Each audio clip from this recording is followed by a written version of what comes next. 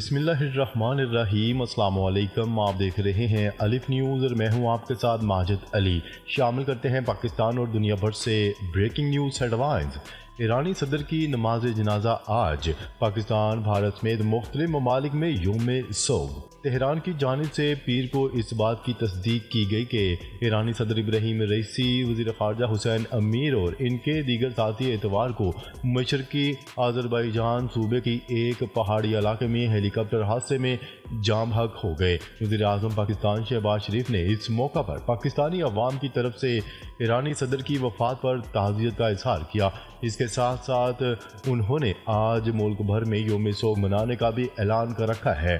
شہباز شریف کا کہنا تھا کہ ملک بھر کی سرکاری عمارتوں پر آج قومی پرچم سرنگوں رہے گا۔ مشکل کی اس گھڑی میں پاکستانی قوم ایران کے ساتھ کھڑی ہے۔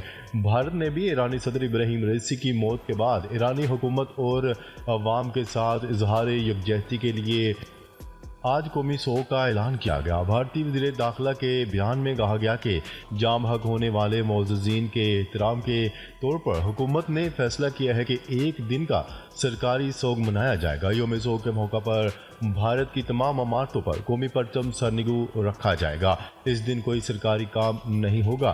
خیال رہے کہ اعلیٰ شخصیات کے ہیلی کاپٹر حادثے میں جام حق ہونے پر ایران میں بھی 5 روزہ سوگ کا اعلان کیا گیا۔ ایرانی صدر ابراہیم رئیسی، وزیر خارجہ سمیت دیگر کی نماز جنازہ آج تبریز میں ادا کی جائے گی۔ خبر کے اگلے حصے میں بات کرتے ہیں صدر ابراہیم رئیسی کے ہیلی کاپٹر حادثے پر آرمی چیف کا اہم حکم۔ ایرانی آرمی چیف نے صدر ابراہیم رئیسی کے ہیلی کاپٹر حادثے کی تحقیقات کا حکم جاری کر دیا۔ بین الاقوامی میڈیا رپورٹس کے مطابق چیف آف اسٹاف محمد باقر نے اعلیٰ سطح کمیٹی کو حادثے کی تحقیقات کا حکم دیا ہے۔ اعلیٰ سطح کمیٹی ہیلی کاپٹر حادثے کی وجوہات کا تعین کرے گی۔ اقوام متحدہ کے secretary general Antonio Guterres Ebrahim Raisi اور ساتھیوں کی موت پر افسوس کا اظہار کیا گیا ہے۔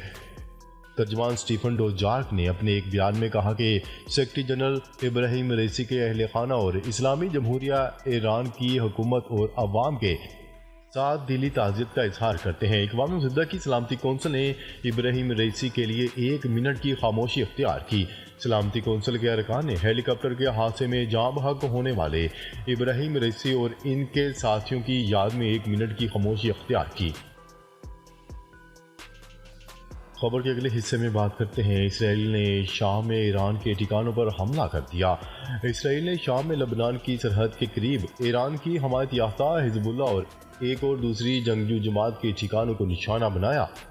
سیرین آبزرویٹری فار ہیومن رائٹس کے مطابق اسرائیل نے حزب اللہ کے مرکز پر حملہ کیا، جس میں 6 جنگجو مارے گئے، جن کی شناخت نہیں ہو سکتی۔ ان میں کم از کم 1 کمانڈر بھی شامل ہے۔ دوسری جانب شامی میڈیا نے دعویٰ کیا ہے کہ اسرائیل نے ایران کی حمایت یافتہ عسکری تنظیموں کے 2 ٹھکانوں کو نشانہ بنایا، جن میں ایک حزب اللہ کا مرکز تھا، جہاں 6 افراد ہلاک ہو گئے۔ حزب اللہ کی جانب سے اسرائیلی حملے میں 6 جنگجوؤں کی ہلاکت کی تصدیق یا تردید نہیں کی گئی، تاہم اسرائیلی فوج کا کہنا ہے کہ شام میں دشمن کے ٹھکانوں کو ملیا میٹ کر دیا۔ اسرائیلی فوج نے ان حملوں میں جانی اور مالی نقصان سے متعلق کچھ نہیں بتایا۔ یاد رہے کہ ہفتے کے روز بھی اسرائیل نے ایک کار کو نشانہ بنایا تھا، جس میں حزب اللہ کے ایک مقامی کمانڈر اپنے ساتھیوں سمیت جام حق ہو گئے تھے۔ خبر کے اگلے حصے میں بات کرتے ہیں امریکہ کا کہنا ہے کہ صدر ابراہیم رئیسی کے ہیلی کاپٹر حادثے کے بعد ایران نے مدد طلب کی تھی۔ امریکی محکمہ خارجہ کے ترجمان میتھیو ملر نے میڈیا بریفنگ میں ایران کے صدر ابراہیم رئیسی کے انتقال پر امریکی حکومت کی جانب سے تعزیت کا اظہار کرتے ہوئے کہا کہ ایران میں نئے صدر کا انتخاب ہوگا۔ ایرانی عوام کے انسانی حقوق اور بنیادی آزادی کی جدوجہد کی حمایت کا اعلان کرتے ہیں۔ امریکی محکمہ خارجہ نے ایرانی صدر ابراہیم رئیسی کی وفات پر سرکاری تعزیت کا اظہار کرتے ہوئے کہا کہ ایران میں نئے صدر کا انتخاب ہوگا۔ اس موقع پر ہم ایرانی عوام کی انسانی حقوق اور بنیادی آزادیوں کے لیے جدوجہد کی حمایت کا اعلان کرتے ہیں۔ ترجمان نے کہا کہ ایرانی صدر کے ہیلی کاپٹر حادثے کے بعد ایران نے امریکہ سے مدد طلب کی تھی، تاہم مدد فراہم کرنے کی تفصیلات بتانے سے گریز کرتے ہوئے کہا گیا ہے کہ ایرانی حکومت خراب موسم میں 45 سالہ پرانا ہیلی کاپٹر استعمال کرنے کے فیصلے کی ذمہ دار خود ہے۔ امریکی ترجمان نے دعویٰ کیا کہ ایرانی حکومت نے اپنے طیاروں کو دہشت گردی کو سپورٹ کرنے کے لیے استعمال کیا، ایرانی حکومت پر پابندیاں جاری رکھیں گے۔ خبر کے اگلے حصے میں بات کرتے ہیں۔ عالمی عدالت نے اسرائیلی وزیر اعظم کے وارنٹ گرفتاری جاری کر دیے۔ اسرائیل کے غزہ میں جنگی جرائم پر عالمی عدالت انصاف نے بڑا فیصلہ سناتے ہوئے اسرائیلی وزیر اعظم نیتن یاہو، وزیر دفاع کی وارنٹ گرفتاری جاری کر دیے ہیں۔ عدالت کے چیف پروسیکیوٹر کریم خان نے پیر کے روز غیر ملکی میڈیا کو خصوصی انٹرویو دیتے ہوئے اعلان کیا کہ بین الاقوامی فوجداری عدالت کی جانب سے حماس کے رہنما یحییٰ السنوار، اسرائیلی وزیر اعظم نیتن یاہو اور اسرائیلی وزیر دفاع کے خلاف جنگی جرائم اور انسانیت کے خلاف جرائم کے الزامات اور 7 اکتوبر کو اسرائیل پر ہونے والے حملوں اور غزہ میں جاری اسرائیلی خانہ جنگی پر وارنٹ گرفتاری جاری کیے گئے ہیں۔ کریم خان کا کہنا تھا کہ آئی سی سی نے اسرائیل کے وزیر دفاع اور حماس کے 2 سرکردہ رہنماؤں محمد دیاب ابراہیم المصری، جسے محمد دیپ کے نام سے جانا جاتا ہے، اور حماس کے سیاسی رہنما اسماعیل ہانیہ کے وارنٹ جاری کرنے کا اعلان بھی کیا ہے۔ آئی سی سی کی جانب سے پہلی بار اتنا بڑا قدم اٹھایا جا رہا ہے کہ کسی بڑے سیاستدان کے خلاف وارنٹ گرفتاری کا اعلان کیا گیا ہو۔ عالمی جرائم کی عدالت کے سربراہ کریم خان نے وضاحت پیش کرتے ہوئے بتایا کہ نیتن یاہو اور وزیر دفاع کے خلاف تباہی پھیلانے اور فاقہ کشی کے الزامات بشمول انسانی سمگلنگ روکنے سے انکار کرنے، جان بوجھ کر تنازعات میں شہریوں کو نشانہ بنانے کے الزام میں یہ اقدام اٹھانا پڑا ہے۔ خبر کے اگلے حصے میں بات کرتے ہیں۔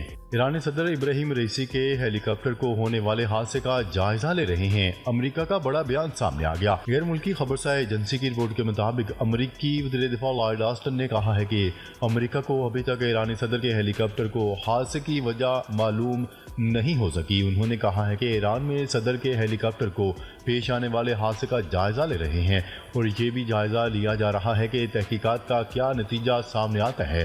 دوسری جانب امریکی محکمہ خارجہ کے ترجمان میتھیو ملر نے کہا کہ ایرانی صدر ابراہیم رئیسی کی افسوسناک حادثے میں وفات پر ایرانی عوام کے ساتھ کھڑے ہیں۔ انہوں نے کہا ہے کہ اسرائیلی حکام کی گرفتاری کے لیے عالمی عدالت انصاف میں دائر مقدمے کو مسترد کرتے ہیں۔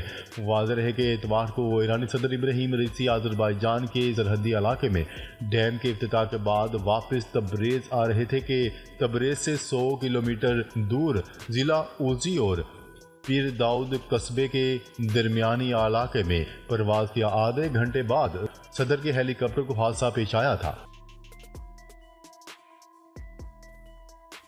خبر کے اگلے حصے میں بات کرتے ہیں۔ ایران میں صدارتی انتخابات 28 جون کو کروانے کا اعلان۔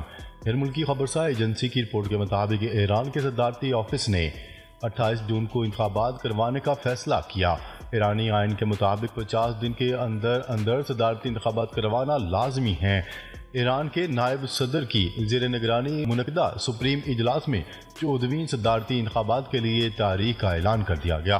اجلاس میں انتخابی عمل کے اوقات بشمول ایگزیکٹو کمیٹیوں کی تشکیل، امیدواروں کی رجسٹریشن، اشتہارات اور پولنگ کے عمل کا جائزہ لیا گیا، اور یہ فیصلہ کیا گیا کہ انتخابات 28 جون کو ہوں گے۔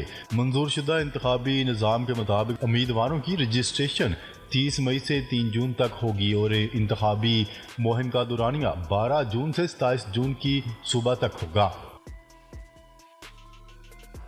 خبر کے اگلے اور آخری حصے میں بات کرتے ہیں۔ سعودی فرمانروا شاہ سلمان کی طبیعت ناساز، ولی عہد شہزادہ محمد بن سلمان کا دورہ جاپان ملتوی۔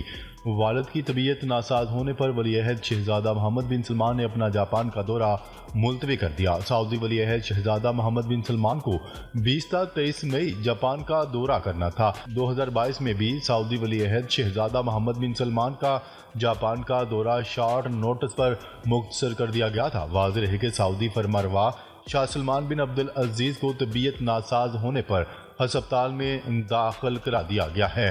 غیر ملکی خبرساز ادارے کی رپورٹ کے مطابق تیز بخار کے باعث ہسپتال میں خادم حرمین شریفین شاہ سلمان بن عبدالعزیز کا طبی معائنہ کیا گیا۔ یاد رہے کہ 3 ہفتے قبل بھی شاہ سلمان بن عبدالعزیز جدہ میں کنگ فیصل اسپیشلسٹ ہسپتال میں معمول کے طبی معائنے کے لیے داخل ہوئے تھے۔